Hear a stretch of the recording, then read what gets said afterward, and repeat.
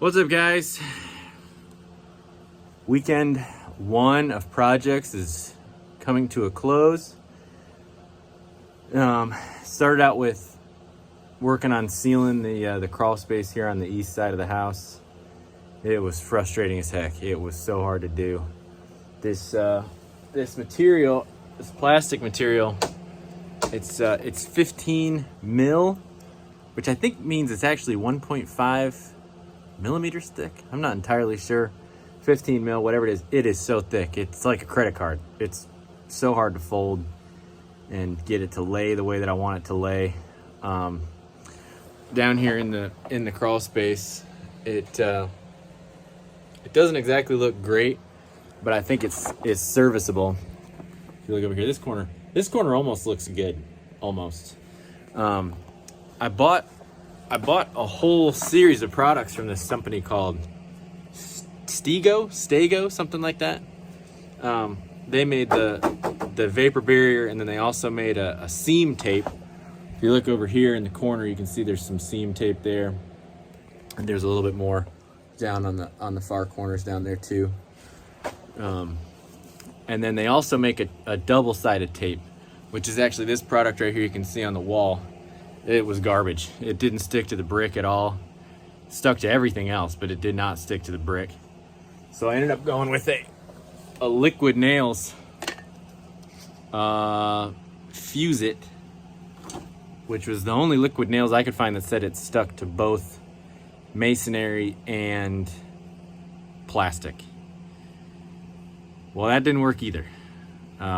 It was so hard to. It doesn't stick right away, obviously.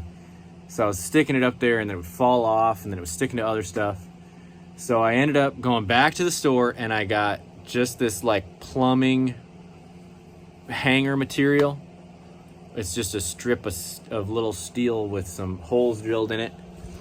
And then I just drilled holes and used Tapcon concrete anchors to go into the brick and the mortar. And just ran, so I ran a bead of the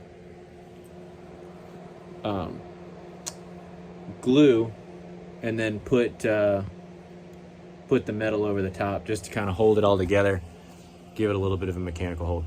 It's tough, man. I've been down here like 8 hours. It smells a lot better now, but when I was down here without the underlayment, there's a little bit of mold, I think, on the ground, and it smelled absolutely terrible. It was making my throat hurt, so I went and got my respirator and been wearing that pretty much all day. But it's done. I'm done with this side. The other side, I don't think I'm gonna be able to do it. It's only in the top corners. It's only like 3 inches between the joists and the ground. So I don't know what I'm gonna do there. I think I kind of gotta regroup on what my plan is on that. And then yesterday, I went through and pulled all the coax cable out of the house. There was coax in every room of the house. I pulled out, I mean, hundreds of feet of it. I was shocked, absolutely shocked about how much I pulled out. But for 2 days, I'm pretty happy with what I got done. I would have loved to have been able to finish this yesterday, but that's all right.